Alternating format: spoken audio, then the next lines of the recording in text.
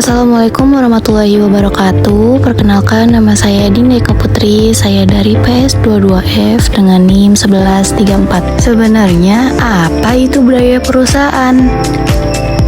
Budaya perusahaan atau corporate culture adalah suatu nilai-nilai yang menjadi pedoman sumber daya manusia untuk menghadapi permasalahan eksternal dan penyesuaian integrasi ke dalam perusahaan.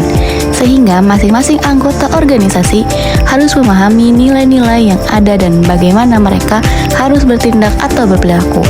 Budaya atau kultur adalah pembelajaran, pemahaman, dan pengaruh dari lingkungan sekitar yang merupakan kumpulan dari keyakinan, sikap, nilai, dan perilaku. Sehingga pada akhirnya menjadi cara hidup sekelompok orang dengan perbedaan yang terbentuk secara alami sejak lahir.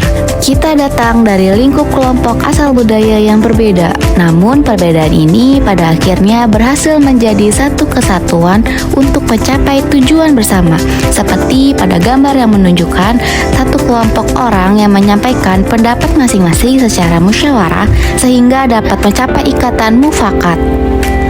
Budaya terbentuk dari berbagai macam unsur seperti cara seseorang dalam berpakaian, profesi yang dijalani, bahasa, maupun sikap yang dilakukan setiap harinya, adat istiadat, dari kebudayaan yang dimiliki, agama, dan perbedaan warna kulit yang mencirikan suatu atau ras tertentu. Kehadiran teknologi digital dapat memudahkan jalannya bisnis tetapi juga dapat mengakibatkan kegagalan perusahaan itu sendiri jika tidak diimbangi dengan pemupukan nilai-nilai corporate culture yang baik. Lantas, bagaimana cara membangun corporate culture di era digital ini? Berikut adalah 7 tips dalam membangun corporate culture. Pertama, selalu menjaga komunikasi dengan baik. Kedua, memberi kesempatan karyawan menyampaikan gagasan. Ketiga, meningkatkan keterlibatan karyawan. Keempat, mendengarkan keluhan karyawan. Kelima, bersikap terbuka terhadap seluruh karyawan. Keenam, memberikan penghargaan terhadap prestasi. Ketujuh, mengadakan perekrutan dengan selektif. Dalam artikel yang ditulis oleh Larry Alton mengungkapkan bahwa ada 3 keuntungan yang bisa diperoleh dari sebuah corporate culture yang dibangun dengan baik.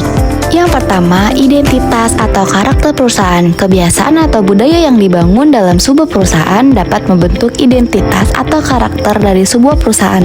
Hal ini berkaitan dengan bagaimana sebuah perusahaan mematok jangka pendek atau harian hingga visi jangka panjangnya. Contohnya, sebuah perusahaan yang menekankan pada kecepatan penyelesaian pekerjaan atau cenderung melahirkan individu pegawai independen yang dilihat dari cara bagaimana pola kerjanya. Hal ini bisa jadi berbeda dengan perusahaan yang menekankan pada kualitas pekerjaan yang tidak terlalu bergantung dengan kecepatan penyelesaian. Pola perusahaan ini memungkinkan bisa menghasilkan lebih banyak diskusi bersama yang berpotensi memunculkan pola kerja yang lebih kolektif.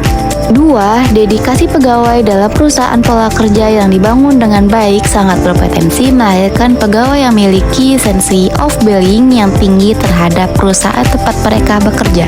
Rasa kepemilikan ini tentu berkaitan dengan dedikasi pegawai, seperti pada gambar yang menunjukkan sebuah perusahaan yang menawarkan suasana bekerja yang nyaman dan produktif, maka akan berdampak pada kinerja pegawai yang bekerja secara profesional.